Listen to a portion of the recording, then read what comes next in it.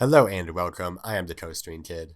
T-Express is a coaster I've been itching to ride for a long time. It is located south of Seoul, the capital of South Korea, at Samsun's Everland Resort.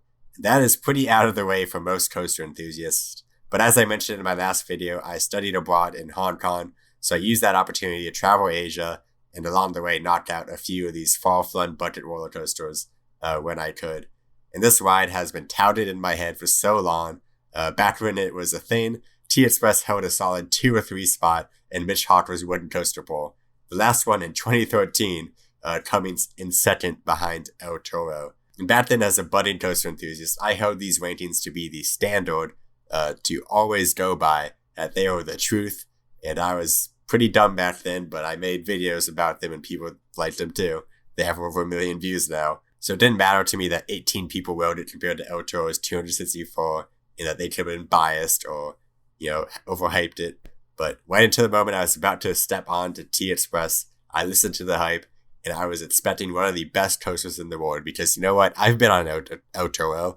I thought it would be like El Toro. They were both Intamin, pre-fabricated roller coasters, and I expected some extreme airtime, some extreme intensity, because El Toro is one of my favorite rides.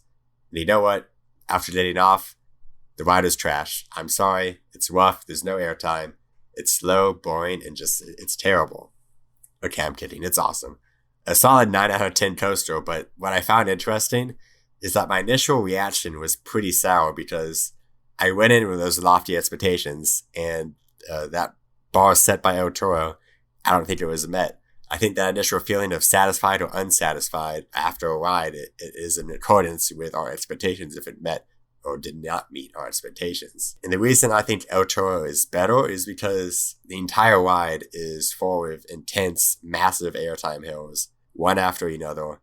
And that's how T-Express starts. You have a great drop, very much like El Toro's. I rode it in the back seat, so you're flung over that first drop. And it's incredibly steep, especially for a wooden coaster. And then you hit that one massive airtime hill on T-Express. It's a fun one. There was some extreme airtime over the top of that. And then hit this downward helix that's very intense, S-curve, and then you're up into the brake one. So that first bit, it was beating my expectations, but then the rest of the ride, I find it sort of feels like a series of bunny hops taken at not that high speeds. Like a mix of a bunny hop or an airtime hill, but they are bunny hops compared to El Toro's massive airtime hills or the first one on T-Express. The airtime you get over them is good, it's solid, but it's not extreme. Extreme that we're now used to with RMC coasters and that El Toro had way back in 2006. But to be honest, I love airtime. T-Express had plenty of it, so it really is a 9 out of 10 coaster for me. About top 15 or 20, so top 10% of coaster I've ever been on, that's pretty darn good. In some ways, the airtime on this coaster can be relaxing compared to RMC's, in that it does feel like a very strong weightlessness feeling instead of your body being pulled out of its seat forcefully.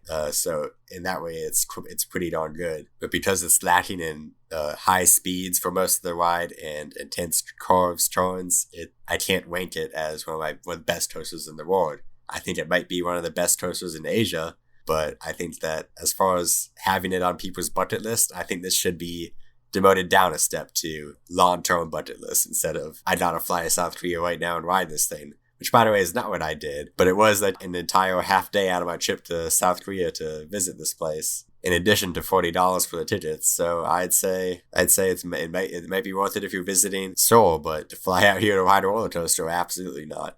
But to talk about Everland, this place confuses me because it is one of the most visited amusement parks and theme parks in the entire world, and I do not understand how they have enough rides to support this, because T-Express is their main attraction. The next best roller coaster is some sort of aero coaster from the 80s, and there wasn't a whole lot else in the ways of attractions, dark rides or anything. It's just a plain amusement park as far as I really see it. It's not even quite a theme park, even with its beautiful landscaping and in some cases, good themed lands. So I imagine, this place is going to be pretty crowded year round just because it gets so many visitors, over 6 million a year or so. But I do say it is a good animal amusement park. It's almost a zoo.